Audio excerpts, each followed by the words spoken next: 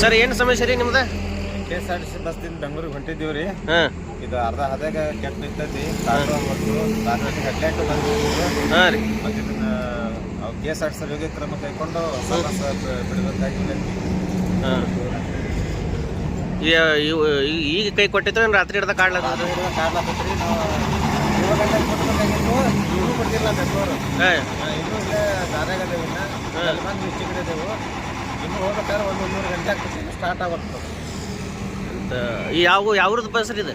ಇದು 15 ಡಿಪೋದ್ರಿ. ಡಿಪೋ. ಹಾಂ